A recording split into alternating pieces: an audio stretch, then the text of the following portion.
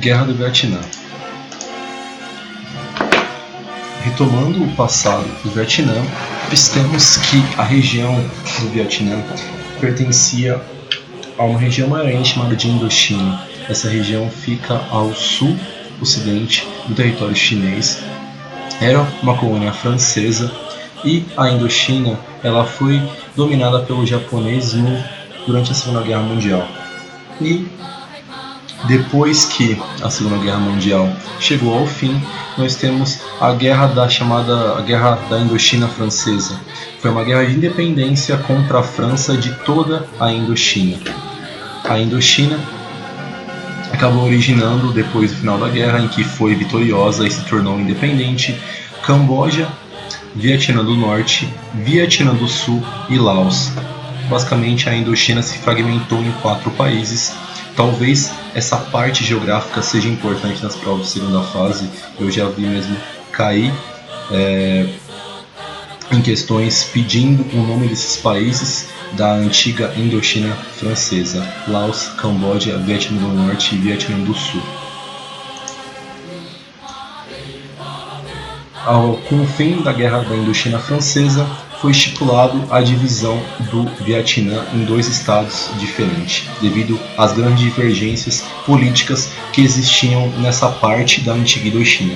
A parte norte do Vietnã ia ser de domínio de Viet Minh e de orientação comunista pró-soviética, enquanto a parte sul do Vietnã ia ficar sob domínio de Bao Dai, que tinha uma orientação muito mais capitalista. E haveria eleições daqui a 2 anos para que houvesse a reunificação dos países. Entretanto, o que acontecia no Vietnã é que você tinha uma cultura muito forte de rejeição aos países imperialistas. Então, ficou muito claro que Viet Minh, de orientação pró-comunista, ganharia as eleições. Por quê? Porque todos viam Bao Dai apenas como um fantoche americano. Bao Dai era o governante da região sul, que era pró-capitalista. Todos já tinham, teoricamente, a ideia de que o capitalismo ia se tornar um novo país dominante ali no Vietnã. Então, a população ficou do lado de Viet Minh. No momento em que ficou claro que Viet Minh ganharia as eleições, o governo americano ficou muito preocupado. Por quê? Porque já havia perdido a China e a Coreia do Norte para a orientação socialista comunista, então não poderia perder mais uma região ali no território asiático, senão os Estados Unidos ia sair de vez de uma região tão importante como era ali aquela região de transição entre a Oceania e a Ásia. Os Estados Unidos então vai financiar um golpe militar no sul, vai levar Dinh Diem ao poder, que é essa pessoa aqui na foto. Ele vai instaurar uma forte ditadura militar capitalista no Vietnã do Sul, impedindo qualquer ímpeto revolucionário e basicamente se opondo a qualquer simpatizante de Viet Minh que tinha a orientação comunista. Basicamente vai começar uma perseguição de comunistas do Vietnã do Sul, no Vietnã do Sul. Você vai ter o cancelamento das eleições e uma perseguição generalizada dos que apoiavam o Viet Minh, dos que apoiavam o comunismo. Em cerca de 1 ano houve cerca de 70 mil execuções na Coreia do Sul. Em resposta, os simpatizantes do comunismo, os simpatizantes de Viet Minh, começaram a montar guerrilhas contra as tropas militares do Sul. E começou a se formar aos poucos uma guerra civil no Vietnã. Uma guerra civil entre o Norte, que fazia seu conflito basicamente por guerrilhas, e o Sul, que utilizava de armamento americano para realizar o conflito. Os Estados Unidos vai passar a intervir diretamente no conflito, mandando soldados americanos, mas mesmo assim não vai conseguir conter a tática de guerrilha que foi muito bem executada pelos guerrilheiros do norte. Os Estados Unidos não divulgou diretamente que estava no embate direto do conflito. Os Estados Unidos disse que estava enviando conselheiros militares às tropas do sul, do Vietnã do Sul, mas Em 1962 havia cerca de 10 mil soldados americanos no Vietnã, mostrando que sim, os Estados Unidos estavam mandando batalhões inteiros para lutar a guerra do Vietnã, e mesmo assim estava perdendo. Em 1960, o Vietnã do Norte criou a chamada Frente de Libertação Nacional dentro do Vietnã do Sul, para tentar expulsar a influência americana do Vietnã do Sul. E um exército de guerrilha foi formado oficialmente para lutar contra a ditadura do Sul, a ditadura pró-americana e pró-capitalista. Pessoal, é importante falar sobre essa nomenclatura que os soldados americanos deram para os guerrilheiros vietnamitas, que é o termo de Vietcong, ou seja, que é uma fusão das palavras vietnamita, que são os cidadãos, os habitantes do Vietnã, mais a palavra comunista. Por isso o termo Vietcong ficou a vir, chegar a ficar tão famoso assim, porque os soldados americanos batizaram os guerrilheiros com esse nome aqui. Em 1963 você teve a intensificação da oposição à ditadura, ou seja, o movimento de guerrilha ganhava cada vez mais força e era empolgado por diversas vitórias que eles estavam conseguindo. Começou a ocorrer diversas manifestações dramáticas de suicídio de monges budistas. Eles se imolavam, ou seja, se colocavam fogo em protesto contra o regime. Ou seja, a situação no Vietnã do Sul estava chegando a um limite. A popularidade de Diem caía cada vez mais, até que aconteceu um golpe militar, dentro do golpe militar, também financiado pelos Estados Unidos, pelos generais do exército do Vietnã do Sul.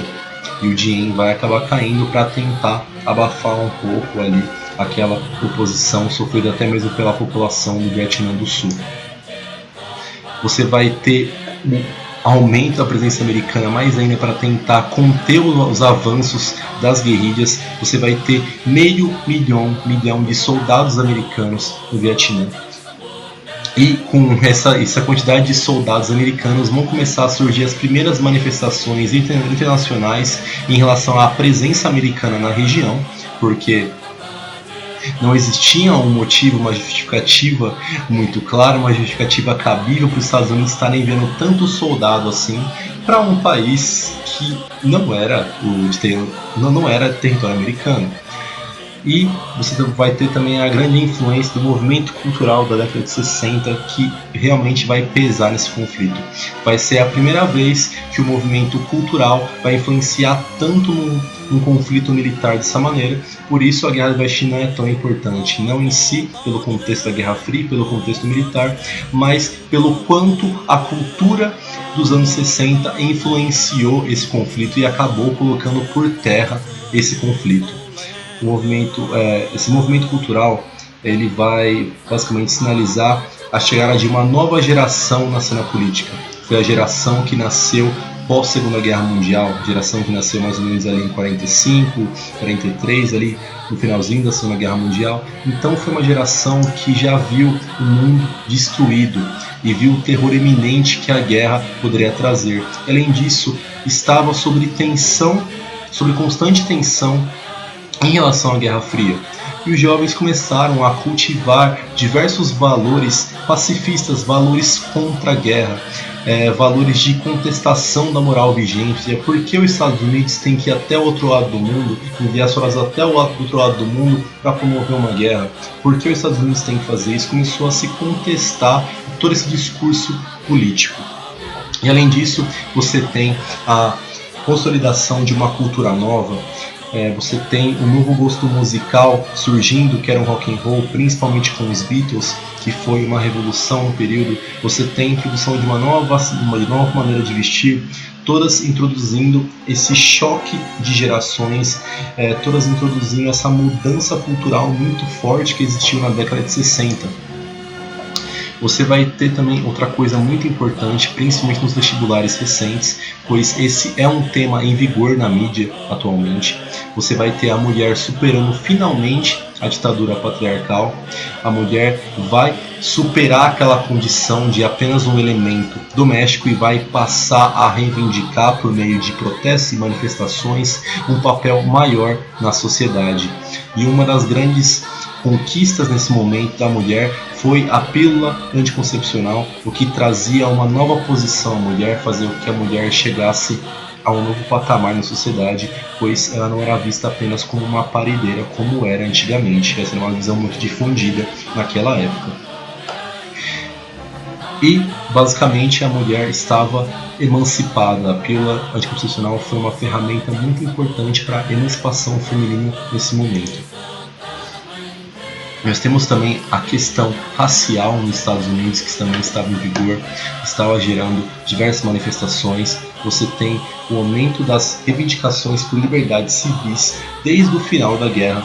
Nos Estados Unidos você sempre teve aquela questão de leis discriminatórias raciais que ainda vigoravam no país, principalmente na região sul do país, que é uma região conhecida até os dias de hoje como uma região que tem questões raciais muito importantes, e uma figura que foi muito importante nesse movimento, uma figura histórica importante, foi Martin Luther King, que ele vai ser o porta-voz desse movimento de liberdade civil aos negros. Até existe um discurso muito famoso dele, que eu vou ler aqui para vocês. Eu tenho um sonho, o de que um dia, nas colinas vermelhas da Geórgia, os filhos dos antigos escravos e os filhos dos antigos senhores de escravo poderão se sentar juntos à mesa da fraternidade. Ou seja, o que Martin Luther King sonhava era basicamente uma equidade entre os negros e brancos, uma igualdade entre eles. E a Guerra do Vietnã aumentou ainda mais o clima de descontentamento da população jovem, porque muito enfatizada pela convocação à força de vários jovens para a disputa da guerra lá no Vietnã, que foi um fator também que descontentou muito, tornou a guerra em si impopular, mas a divulgação principalmente dos movimentos pacifistas, você tem até os hippies também nessa época já vindo com muita força. Você tem a ampla divulgação de frases como faça amor, não faça guerra, ou uma frase realmente contestando a guerra, e esta é uma luta na qual brancos mandaram negros lutar contra amarelos por uma terra que eles roubaram dos vermelhos. Ou seja, é uma luta evidentemente por interesses econômicos e não tinha por que nenhum sangue ser derramado. Ou seja, todo esse movimento enfatizava aquela repulsa à guerra que estava agora inserida na sociedade americana. Aqui nós temos mais algumas frases movimento, nós temos aqui o símbolo da paz, nós temos aqui embaixo Martin Luther King com uma criança do lado. Crianças não nasceram para serem queimadas. Pare a guerra imediatamente, falando sobre os grandes massacres que estavam acontecendo lá no Vietnã. Aqui até mesmo soldados falando que nós não vamos lutar outra guerra de homens ricos, mostrando novamente a questão de interesse econômico no conflito do Vietnã. Aqui nós temos diversos discursos, mas nós temos frases importantes como termine a guerra no Vietnã agora, veteranos do Vietnã contra a guerra. Nós temos aqui também jovens colocando uma flor nos rifles dos policiais que foram tentar dissipar o movimento, mostrando todo o caráter pacifista do movimento. Foi um caráter muito importante, esse caráter pacifista nesse movimento aqui. E esse caráter pacifista foi um dos motivos pelo qual esse movimento foi tão forte e deu tão certo assim. O governo americano, vendo que a pressão estava muito alta em relação a esse conflito, tentou acelerar a guerra. Não tentou acabar com o conflito, mas tentou terminar a guerra rapidamente para que as coisas não ficassem em um nível insustentável. Então eles começaram a utilizar cada vez mais táticas violentas. Eles utilizaram as bombas de napalm, que eram bombas incendiárias que provocavam uma imensa devastação, não mais diferenciando quem era civil de militar, ou seja, muitas pessoas realmente morreram nesse conflito. Foi quase um crime de guerra que os Estados Unidos fez nesse momento. Ele utilizou também bombas desfolhantes que promoviam a queda das folhas para impedir que os Vietcong se escondessem. Essas bombas desfolhantes são armas químicas, basicamente, tem diversas repercussões, tecidos biológicos, ou seja, as pessoas iam ficar com deformidades por muitos anos depois de exposto a esse tipo de substância química. Até mesmo as pessoas que nasceram depois de um tempo acabaram tendo complicações, crianças nascendo com malformações e outras coisas do tipo, e são coisas que os Estados Unidos nunca pagou em relação a isso, nunca sofreu nenhum tipo de processo ou pagou indenização para o Vietnã ou algo do tipo. E além disso, os Estados Unidos começou a fazer bombardeios maciços no norte em cima da população civil, justamente para tentar dissipar o movimento dos Vietcongs. Apesar disso, os Vietcongs eles não pararam, eles continuaram fazendo a sua guerrilha até que eles chegaram a fazer o ataque supremo, o checkmate contra os americanos, que foi chamado de Ofensiva Tet. Eles fizeram um ataque maciço e sistematizado a todas as sedes militares americanas que tinham principalmente no Vietnã do Sul. E eles chegaram, o movimento foi perfeitamente conduzido, o plano foi muito bem feito. Eles chegaram até mesmo a ocupar a embaixada dos Estados Unidos. E isso evidentemente que era uma derrota militar enorme para os Estados Unidos, que estava basicamente lutando com pessoas que mal tinham arma suficiente para conseguir sustentar o conflito, e os Estados Unidos, com todo o seu poder militar, não conseguia vencer o movimento guerrilheiro. E com isso eles vão fazer ainda mais bombardeios da população civil. Os Estados Unidos vai fazer mais bombardeios ainda da população civil. O bombardeio vai ficar famoso, chamado Bombardeio de Hanoi, que vai matar muitos civis. E a opinião em relação à guerra vai crescer de uma maneira que não vai ser mais possível sustentar a guerra. Os Estados Unidos vai perder a guerra porque a população vai ser totalmente contra o conflito. Você vai ter os bombardeios civis que os americanos fizeram contra o Vietnã, que vai repercutir muito na mídia. Você vai ter também o fato da resistência heróica dos Vietcongs entrar em cena. Os soldados estavam literalmente dando a vida pelo Vietnã, então existia toda aquela coisa de simbolismo, toda aquela coisa ideológica, toda aquela paixão do povo vietnamita pela sua terra e tentar tirar qualquer influência americana na região. E com o tempo o governo americano foi cada vez mais sendo enfraquecido e ficando impopular, até que no momento que o presidente Nixon estava no poder, acabou acontecendo um escândalo de corrupção eleitoral e o governo perdeu toda a credibilidade e foi basicamente forçado a assinar o Acordo de Paris em 1973, prevendo a retirada gradual das tropas americanas do Vietnã. Os Estados Unidos estavam assinando a sua derrota contra o Vietnã, que era um país rural, minúsculo e pobre, o todo-poderoso Estados Unidos.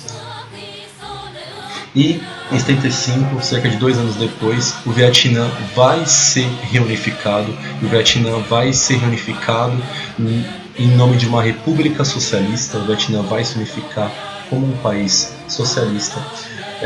Os últimos soldados e funcionários americanos vão ser expulsos do Vietnã, vão fazer uma fuga humilhante nos últimos momentos, e o Vietnã vai se reunificar sobre uma república socialista.